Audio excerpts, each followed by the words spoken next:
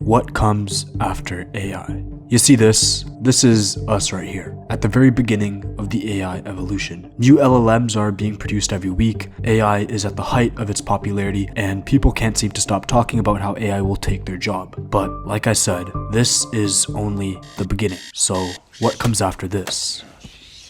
Well, you see, there are three different types of artificial intelligence that we need to understand before thinking about what comes after. Artificial narrow intelligence, artificial general intelligence, and artificial super intelligence. Now, we're nowhere near ASI. Some experts, however, do think we are approaching AGI, some saying as early as next year. But I think the general consensus is that we won't be seeing AGI at least until another decade. Right now, the AI that you use on a daily basis, Siri, ChatGPT, Claude, these are all examples of artificial narrow intelligence, also commonly called weak artificial intelligence. ANI is designed to perform a single task such as tracking weather updates, generating data science reports, or playing games such as poker or chess. ANI has been around since the early 60s, one of the most popular being Deep Blue, developed by IBM that was designed to play chess better than a human. After the move C4 has resigned.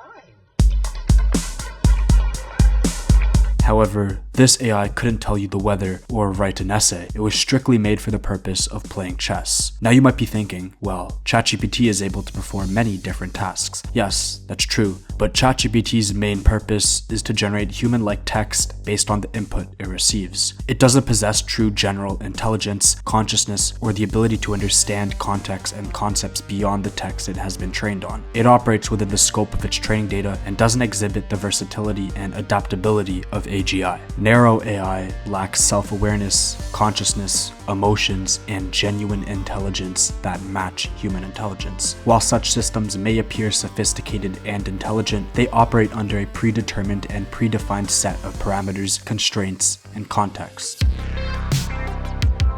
AGI technology would be on the level of a human mind. Due to this fact, it will probably be some time before we truly grasp AGI, as we still don't know all there is to know about the human brain itself. In theory, AGI would match human intelligence in anything and everything, much like Sonny the Robot in iRobot featuring Will Smith. And finally, there's artificial super intelligence, which is mainly theoretical right now, as there is really no proof that ASI is actually possible. But if it were, it would not only match, but surpass human intelligence in everything. Not only could these AI things carry out tasks, but they would even be capable of having emotions and relationships. This would be the point where AI becomes sentient and develops a consciousness. Okay, so now that you guys are familiar with the three stages of AI, what happens after that? Right now, with the way AI has completely encompassed the world, it's hard to believe that there will be this new big technology that takes over. But just imagine the people that experienced the invention of the internet. They would have never thought another technology would become as mainstream as it did. But there actually are multiple technologies being developed every day that could one day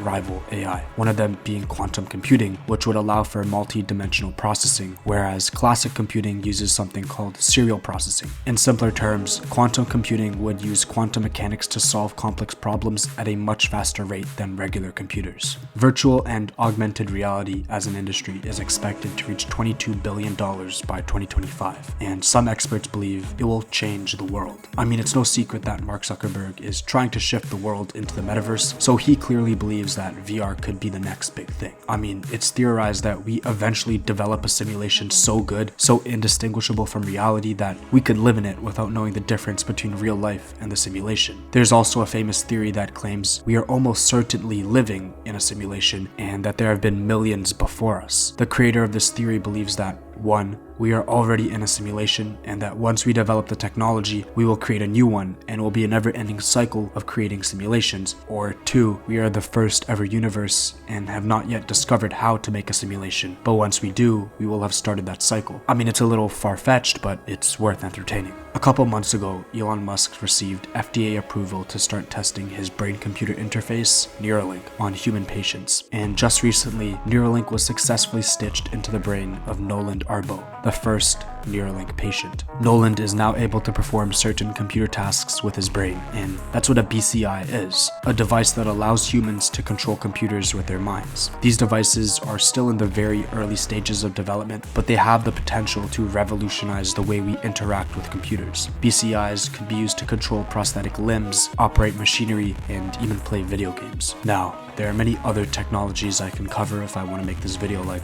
an hour long, but I thought these three were the most interesting ones that could potentially lead to the future after AI. But honestly, I'm not so sure. You see, the one thing these three technologies have in common is that they are actively being advanced with artificial intelligence. I don't think there's going to be this next big technology that surpasses AI. I think down the line, AI is going to reach those future stages like general intelligence and potentially super intelligence. AI isn't the next big thing. You know, a lot of people compared it to the internet or electricity, but I don't think they were comparable at all. We've essentially created a new type of intelligence. That alone will change everything. This transforms possibilities and the way we relate to each other and the world and who we are as a species in a fundamental way. We are currently in a new revolution, and it's gonna get a lot crazier than this. In 2013, James Bear wrote a book called Our Last Invention: Artificial Intelligence and the End of the Human Era. In summary, James weaves together explanations of AI concepts, AI history, and interviews with prominent AI researchers focusing on the threats artificial superintelligence poses to human existence. There's a quote in this book that stuck with me. If we build a machine with the intellectual capability of one human, within 5 years, its successor will be more intelligent than all of humanity combined. After 1 generation or 2 generations, they'd just ignore us, just the way you ignore the ants in your backyard.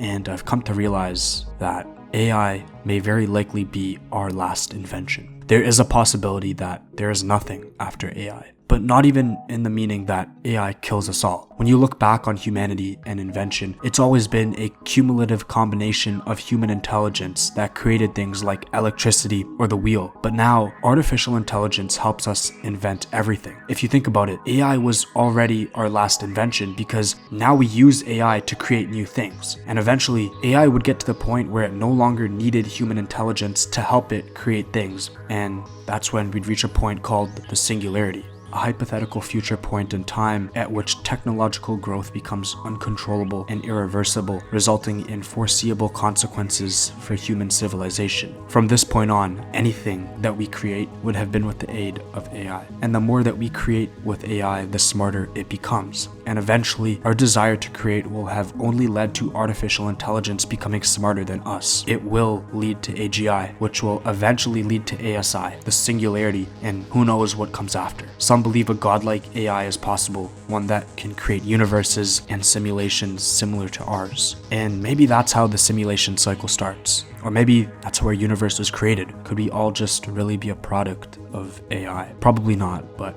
it's fun to think about. The truth is, no one really knows what's going to happen after AI. We've only got theories and predictions to base our beliefs on. In 1979, Woody Allen wrote an article with a quote that I think is strangely relevant in this day and age. More than any other time in history, mankind faces a crossroads. One path leads to despair and utter hopelessness, the other to total extinction. Let us pray we have the wisdom to choose correctly.